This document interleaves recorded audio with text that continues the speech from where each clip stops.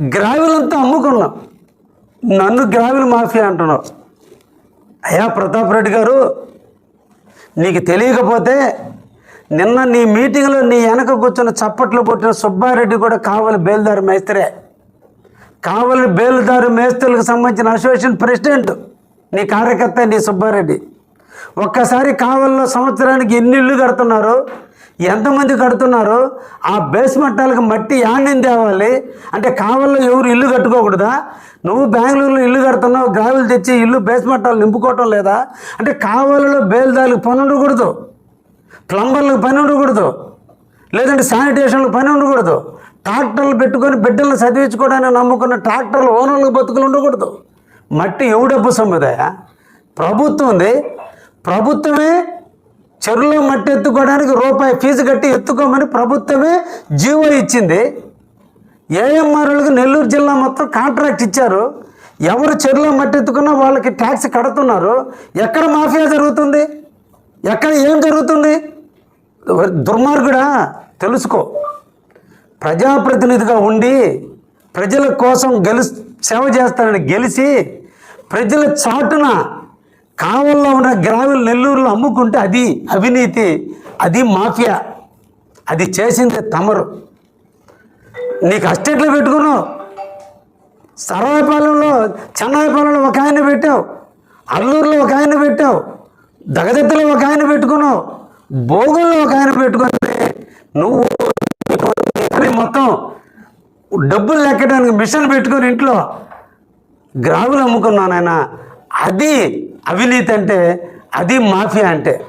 కానీ కావ్యకృష్ణారెడ్డి ఏలుబడిలో కావల్ల ట్రాక్టర్ ఓనర్లు బతకాల్సిందే, మట్టి తోలాల్సిందే. కానీ కావలి దాటి నెల్లూరు ఒంగోలు గ్రావెల్ అమ్మితే చెప్పు, నేను చర్యలు తీసుకుంటా. నియోజకవర్గంలో 2,43,000 మంది ప్రజలు బతకాల్సిందే.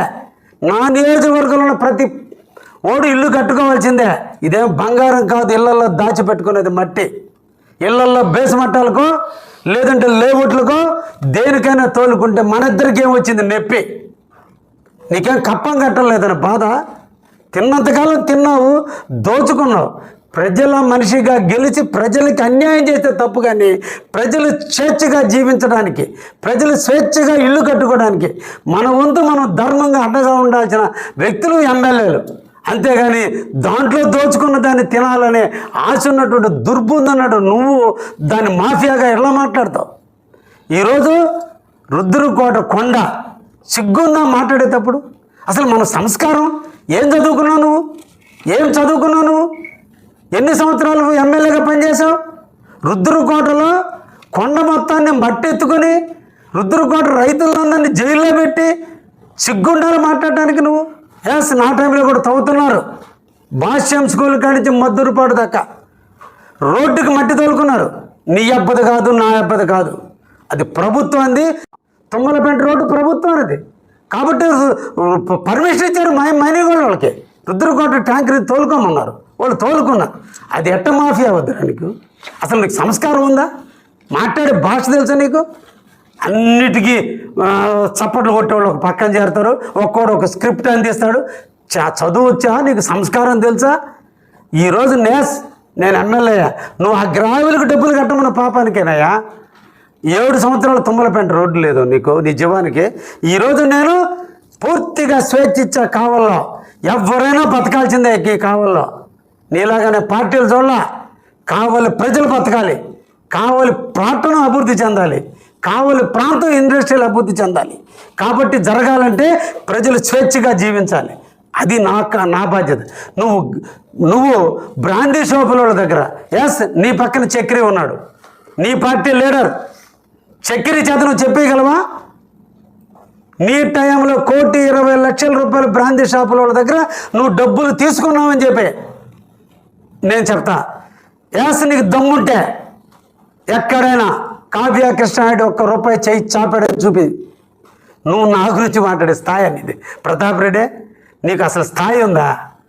రియల్ ఎస్టేట్ల దగ్గర లంచాలు తీసుకొని ఎకరాకి 20,000, 10,000 అడుక్కున్న నువ్వు, 20 లక్షలు అడుక్కున్న నువ్వు ఆఖరికి సబ్ రిజిస్ట్రార్ పోస్టింగ్ డబ్బులు తీసుకున్నావు నువ్వు, మున్సిపల్ కమిషనర్ పెట్టి డబ్బులు దండుకున్నావు నువ్వు, ఎంఆర్ఓ ఆఫీస్ కాడి నుంచి ఆర్డీఓ ఆఫీసుల దగ్గర నుంచి కన్వర్షన్లకు డబ్బులు దండుకున్నావు నువ్వు.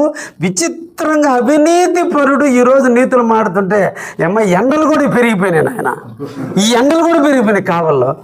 ఏంటంటే ఈ కావలు ఆ మాటలు విని ప్రకృతి కూడా తట్టుకోలేకపోతుంది. నీ వేషాలు నీ భాష చూస్తుంటే కొంచెం తగ్గు. ఇంకా 3 ఏళ్ళు ఉంది. నువ్వు ఇప్పుడు 2 ఏళ్ళు నా అభివృద్ధికి నువ్వు తట్టుకోలేకపోతే ఇంకా రాబోయే 3 ఏళ్ళు నా అభివృద్ధిని చూస్తే అసలు ఇంకా నాకు ఇప్పటికే బక్క చిక్కున్నావు, ఇంకెంత చిక్కతో నాకు అర్థం కావటంలే. కాబట్టి కొంచెం ఒళ్ళు దగ్గర పెట్టుకొని మాట్లాడితే బాగా సంస్కారంగా ఉంటుంది ప్రతాప్ రెడ్డి. నేను చిట్టాలు బయట పెడితే విత్ ఎవిడెన్స్లతో బయట పెడితే చాలా ఉన్నాయి ప్రతాప్ రెడ్డి. వీడియో రికార్డులు ఉన్నాయి, ఆడియో రికార్డింగ్లు ఉన్నాయి, డాక్యుమెంట్స్ ఉన్నాయి, అన్నీ పెడతా. నువ్వు అన్నవే అమృత సిబిఐ బెల్లా కావలి ప్రజలే పిల్లేస్తున్నారు ప్రతాప్ రెడ్డి.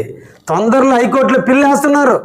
అవినీతి పరుడు ఆ తిన్న అవినీతి పరుడు వచ్చి ఎవరికి కప్పం కట్టాయని చెప్తాడు. తొందరలో అన్నీ తీద్దాం ప్రతాప్ రెడ్డి, ఓపిక పట్టు. కొంచెం తొందరగా ఉంది, ఇంకా నేను 3 ఏళ్ళు ఉందలే. ఇప్పటి నుంచే నీ record dance, break dance, salsa dance వేపిస్తే బాగుండదని నేను కావాలి ప్రజల కోసం కొంచెం సర్దుకుంటున్నా ప్రతాప్ రెడ్డి. నేను సల్సా డ్యాన్స్ వేపించడం స్టార్ట్ చేస్తే నువ్వు ఇంకా చిందులు ప్రతాప్ రెడ్డి. నువ్వు చేసిన అవినీతులు, నువ్వు చేసిన భోగాతాలు చాలా ఉన్న విత్ ఎవిడెన్స్లు నా బీరువా చాలటంలా. నీ నుంచి వచ్చిన ఎవిడెన్స్లు సేకరిస్తుంటే నా బీరువా నిండా ఉన్నాయి నాయన. మొత్తం కావలి పట్టణ ప్రజలకు పంచి చూపిస్తాను ఆయన. నేను అన్నీ వదులుకొని రాజకీయంగా వ్యాపారాలను వదిలి నిద్రలేసి సేవ చేద్దామని కావలికి వచ్చా. నీలాగా దోచుకోవడానికి నేను రాలా. నేను పుట్టింది కావాలి, పెరిగింది కావాలి, నివసించేది కావాలి, ఇక్కడ ఉండేది నేను. ఈ కావలి నాది కాబట్టి నా కావలి నేను ఎలా బాగుపరచుకోవాలనే దాంట్లో ఉన్నా తప్ప నీలాంటి వాడి గురించి నేను ఆలోచించడం స్టార్ట్ చేస్తే నువ్వు తట్టుకోలేవు ప్రతాప్ రెడ్డి.